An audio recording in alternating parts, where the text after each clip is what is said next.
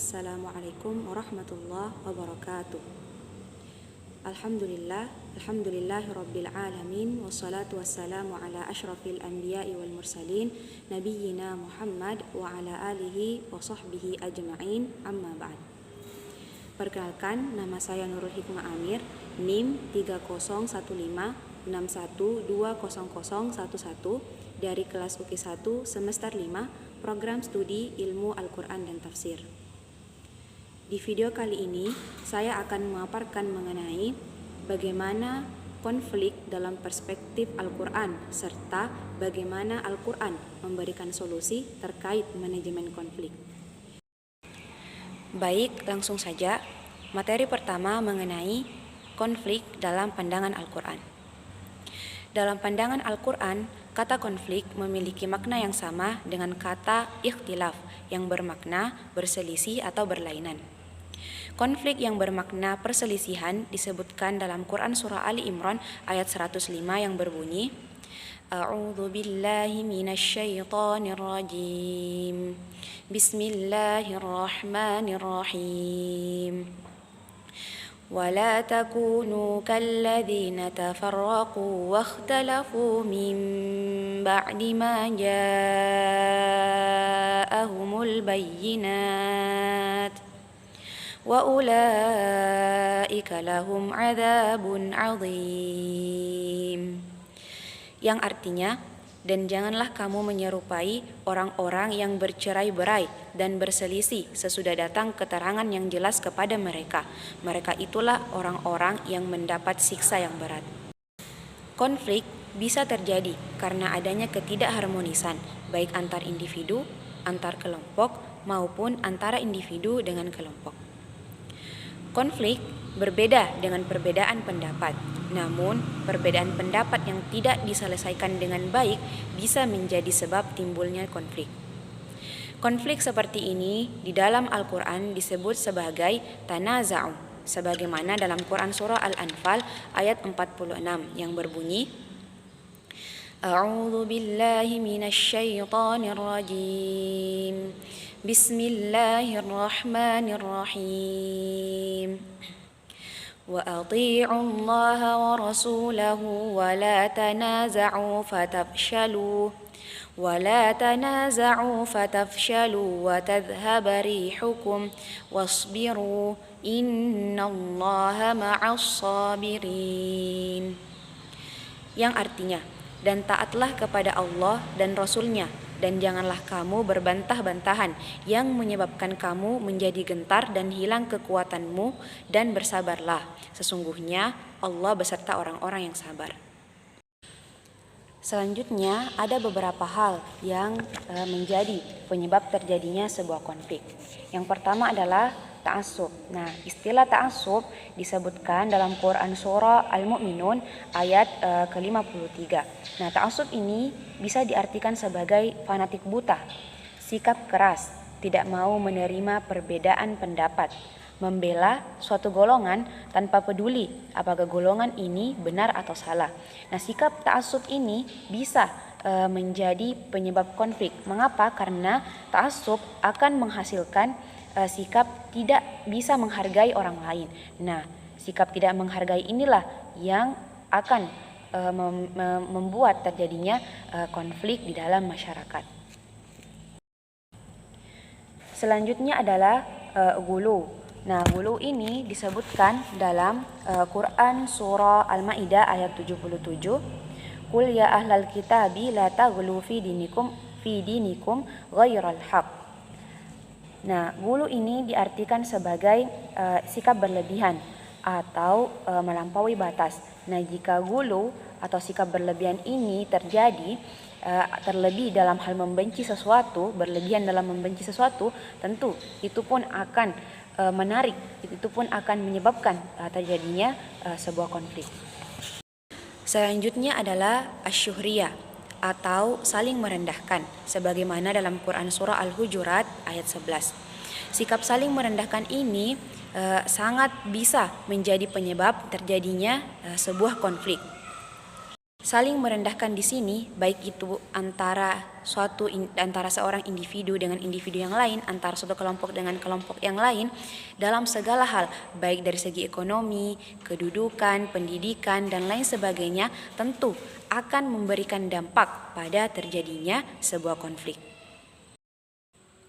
Selanjutnya adalah saling memberi panggilan yang buruk atau panggilan negatif, sebagaimana dalam Quran surah Al-Hujurat ayat 11 yang disebut dengan istilah tanabazu wala tanabazu, dan janganlah kalian saling memanggil dengan sebutan yang buruk. Tentu saling memanggil dengan sebutan yang buruk ini berdampak pada terjadinya konflik, saling ejek antar individu, saling ejek antar kelompok. Ini bisa menjadi penyebab terjadinya sebuah konflik. Bahkan konflik yang terjadi ini bisa sangat besar, seperti banyak yang terjadi di masyarakat, tawuran antar pelajar, tawuran antar kelompok, bahkan mungkin sampai pada kasus pembunuhan. Penyebab konflik berikutnya adalah zalim. Nah, zalim ini bisa diartikan sebagai menempatkan sesuatu tidak pada tempatnya, sehingga bisa dikatakan bahwa zalim itu tindakan sewenang-wenang atau tindakan aniaya kepada orang lain. Nah, tentu hal ini bisa menjadi penyebab terjadinya konflik. Si A bertindak sewenang-wenang kepada si B dan si B pun tidak menerimanya, tentu ini bisa menjadi konflik antara keduanya. Penyebab konflik berikutnya adalah suudzon atau prasangka buruk. Nah, prasangka buruk ini, prasangka buruk kepada orang lain, prasangka buruk kepada tetangga mungkin, misalnya prasangka buruk kepada saudara, prasangka buruk kepada teman dan lain sebagainya, ini bisa menjadi penyebab terjadinya sebuah konflik. Mengapa? Karena prasangka buruk bisa menjurus, bisa membawa pelakunya kepada fitnah, kepada tuduhan dan lain sebagainya. Materi selanjutnya adalah cara mengatasi konflik dari petunjuk Al-Quran atau manajemen konflik berdasarkan petunjuk Al-Quran. Al-Quran memberikan petunjuk mengenai manajemen konflik sebagaimana dalam Quran surah An-Nisa ayat 35 yang berbunyi, A'udzu billahi minasy syaithanir rajim. Bismillahirrahmanirrahim. Wa in khiftum shiqaqa bainihima fab'atsu hakaman min ahlihi wa hakaman min ahliha in yurida islahan yuwaffiqillahu bainahuma innallaha kana aliman khabira. Yang artinya, dan jika kamu khawatirkan ada persengketaan antara keduanya, maka kirimlah seorang hakam dari keluarga laki-laki dan seorang hakam dari keluarga perempuan. Jika kedua orang hakam itu bermaksud mengadakan perbaikan, niscaya Allah memberi taufik kepada suami istri itu. Sesungguhnya Allah Maha Mengetahui lagi Maha Mengenal. Profesor Dr. Wahbah Zuhaili menjelaskan dalam kitab tafsirnya, yakni Tafsir Al-Wajiz, bahwa kekhawatiran akan berlanjutnya perselisihan antara seorang suami dan seorang istri itu harus segera diselesaikan dengan mendatangkan pihak ketiga, atau yang dalam bahasa Al-Quran tadi disebut sebagai hakam atau hakim, baik dari pihak suami maupun dari pihak istri. Sehingga dapat dikatakan bahwa ayat ini memberikan pemahaman yang pertama, anjuran untuk segera menyelesaikan sebuah konflik. Jadi sebuah konflik itu tidak boleh berlarut-larut, harus segera diselesaikan.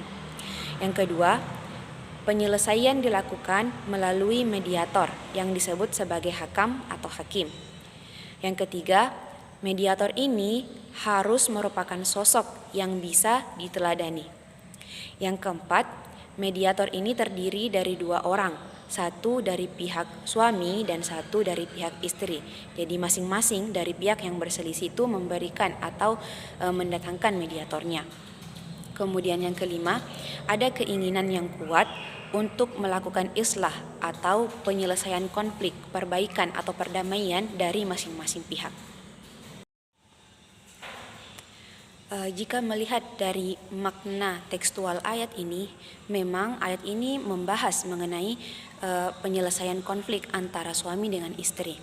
Namun, jika melihat semangat yang dikandung dalam Al-Quran, pesan moral Al-Quran atau meminjam istilah yang digunakan, istilah yang digunakan oleh Fazlur Rahman dalam metode double movement-nya, ideal moral dari suatu ayat ini, maka bisa dirasakan bahwa ideal moral atau semangat pesan umum Al-Quran yang terkandung di dalam ayat ini adalah semangat perbaikan atau semangat untuk segera menyelesaikan konflik, sehingga konflik apapun ayat ini bisa menjadi rujukan dalam penyelesaian konfliknya. Di dalam sebuah konflik mungkin ada beberapa alasan kedua belah pihak ini tidak cukup mampu untuk keluar dari apa yang mereka perselisihkan. Hal ini karena mereka tidak cukup rasional, mereka masih dalam keadaan yang emosional, sehingga butuh pihak-pihak yang ada di luarnya untuk membantu dalam penyelesaian konflik. Nah, pihak di luar ini atau disebut pihak ketiga, kehadirannya ini sangat dibutuhkan untuk menyelesaikan konflik agar konflik dapat dikelola serta terhindar dari tindakan diskriminasi, kekerasan, dan tindakan-tindakan yang tidak baik lainnya. Dalam mengelola konflik atau perbedaan, terdapat 5 macam gaya manajemen konflik, yaitu kompetensi, kolaborasi, penghindaran atau penolakan, akomodasi, serta kompromi. Nah, kelima macam gaya manajemen konflik ini juga disinggung dalam tinjauan Al-Quran dengan adanya solusi yang diberikan dalam menyelesaikan sebuah perselisihan. Solusi tersebut adalah adanya negosiasi yang dibantu oleh pihak ketiga. Nah, negosiasi atau perundingan ini merupakan proses tawar-menawar antara pihak-pihak yang terlibat dalam suatu konflik. Nah, dalam perundingan ini diharapkan ada kesepakatan nilai antara kedua kelompok tersebut. Nah, perundingan ini mempertemukan dua pihak dengan kepentingan yang berbeda atau dua pihak yang sedang berkonflik yang sama-sama bertujuan untuk mencapai sebuah kesepakatan atau persetujuan, yaitu perdamaian atau penyelesaian konflik tersebut. Pihak ketiga sebagai penengah harus memiliki sifat sabar, karena sabar menjadi sifat yang bisa menyelesaikan permasalahan dengan pikiran jernih dan bisa mencarikan solusi-solusi yang terbaik bagi kedua belah pihak. Anjuran agar bersabar dalam menyikapi permasalahan dapat dilakukan melalui beberapa bentuk konkret seperti lemah lembut, memaafkan, dan bermusyawarah untuk mencapai sebuah mufakat. Hal itu juga menjadi pembeda dalam tinjauan Islam, bahwasannya dalam menyikapi perselisihan, agama Islam itu sudah mempertegas agar dilakukan dengan sifat sabar, dan hal inilah yang tidak dijabarkan dalam teori manajemen konflik secara selanjutnya. Ada beberapa cara lain yang bisa dilakukan dalam manajemen konflik selain cara negosiasi tadi. Yang pertama adalah tabayun. Nah, istilah tabayun ini tentu sudah tidak asing lagi di telinga kita. Tabayun ini menjadi salah satu cara yang dilakukan dalam menyelesaikan konflik dalam masyarakat. Tabayun bisa diartikan sebagai upaya untuk mencari kebenaran suatu hal, upaya untuk mengkonfirmasi kebenaran dari suatu hal. Beberapa konflik yang terjadi bisa saja bersumber dari kesalahpahaman. Nah, ketika terjadi kesalahpahaman ini, maka tabayun ini bisa menjadi solusi terbaik, di mana setiap pihak yang berselisih tadi, yang salah paham tadi ini, masing-masing mencari kebenaran dari apa yang mereka perselisihkan tadi, sehingga ketika mereka sudah menemukan apa yang sebenarnya, mereka bisa menyelesaikan konflik itu secara baik-baik. Cara selanjutnya dalam menyelesaikan konflik adalah melalui mediasi. Mediasi ini sama dengan negosiasi tadi, yakni mempertemukan kedua belah pihak atau menyelesaikan perkara atau menyelesaikan masalah antara kedua belah pihak yang dibantu oleh pihak ketiga sebagai penengah. Cara yang ketiga adalah melalui musyawarah. Nah, musyawarah ini merupakan perkumpulan atau diadakannya suatu perkumpulan atau perundingan untuk mencapai suatu tujuan atau untuk menyelesaikan suatu permasalahan. Dan yang keempat adalah saling memaafkan di antara kedua belah pihak. Selanjutnya, dalam upaya penyelesaian konflik ada beberapa tahapan yang bisa dilakukan. Yang pertama adalah proses pembentukan. Nah, proses pembentukan ini dilakukan dengan yang pertama, musyawarah untuk mufakat dengan prinsip persaudaraan. Hal ini dijelaskan dalam Quran Surah Asy-Syura ayat 38 yang artinya, dan bagi orang-orang yang menerima, mematuhi seruan Tuhannya dan mendirikan sholat, sedang urusan mereka diputuskan dengan musyawarah antara mereka, dan mereka menafkahkan sebagian dari rezeki yang kami berikan kepada mereka. Prinsip yang kedua dalam penyelesaian konflik adalah prinsip menghargai pendapat. Hal ini dijelaskan dalam Quran Surah Al-Hujurat ayat 11 yang artinya, hai orang-orang yang beriman, janganlah sekumpulan orang laki-laki merendahkan kumpulan yang lain. Boleh jadi yang ditertawakan itu lebih baik dari mereka. Dan jangan pula sekumpulan perempuan merendahkan kumpulan lainnya. Boleh jadi yang direndahkan itu lebih baik. Dan janganlah suka mencela dirimu sendiri. Dan jangan memanggil dengan gelar yang mengandung ejekan. Seburuk-buruk panggilan adalah panggilan yang buruk sesudah iman. Dan barang siapa yang tidak bertaubat, maka mereka itulah orang-orang yang zalim. Prinsip yang ketiga adalah prinsip yang berdasar pada kebaikan, kesejahteraan, dan juga kebahagiaan. Hal ini sebagaimana dijelaskan dalam Quran Surah Al-Maidah ayat 2 yang artinya, hai orang-orang yang beriman, janganlah kamu melanggar syiar-syiar Allah, dan jangan melanggar kehormatan bulan-bulan haram. Jangan mengganggu binatang-binatang had dan binatang-binatang qalaid, dan jangan pula mengganggu orang-orang yang mengunjungi Baitullah sedang mereka mencari karunia dan keridhaan dari Tuhannya. Dan apabila kamu telah menyelesaikan ibadah haji, maka bolehlah berburu, dan janganlah sekali-kali kebencianmu kepada suatu kaum karena mereka menghalang-halangi kamu dari Masjidil Haram, mendorongmu berbuat aniaya kepada mereka. Dan tolong menolonglah kamu dalam mengerjakan kebajikan dan takwa, dan janganlah tolong menolong dalam berbuat dosa dan pelanggaran. Dan bertakwalah kamu kepada Allah, sesungguhnya Allah amat berat siksanya. Proses selanjutnya adalah proses pelaksanaan atau tahapan pelaksanaan. Nah, dalam tahapan pelaksanaan ini, penyelesaian konflik harus dilaksanakan dengan 1. Bertanggung jawab. Hal ini sebagaimana dijelaskan dalam Quran Surah Az-Zukhruf ayat 44 yang artinya, dan sesungguhnya Al-Quran itu benar-benar adalah suatu kemuliaan besar bagimu dan bagi kaummu, dan kelak kamu akan dimintai pertanggungjawaban. Yang kedua adalah amanah, sebagaimana dalam Quran Surah An-Nisa ayat 58 yang artinya, sesungguhnya Allah menyuruh kamu menyampaikan amanat kepada yang berhak menerimanya, dan menyuruh kamu apabila menetapkan hukum di antara manusia supaya kamu menetapkan dengan adil.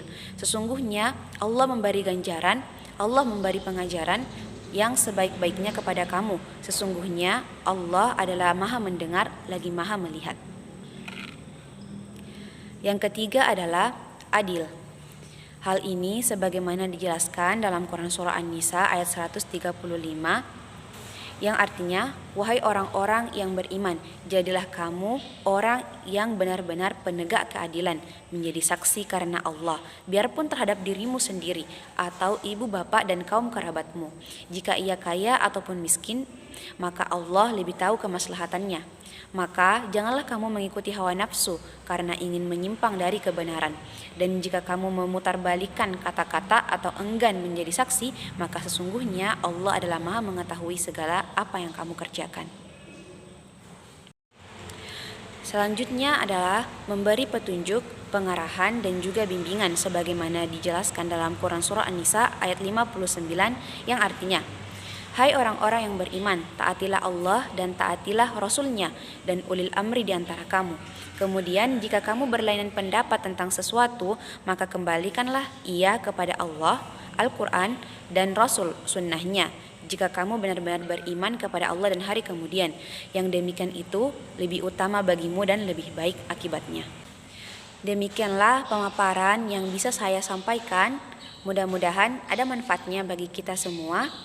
Saya akhiri, wabillahi taufik wal hidayah. Wassalamualaikum warahmatullahi wabarakatuh.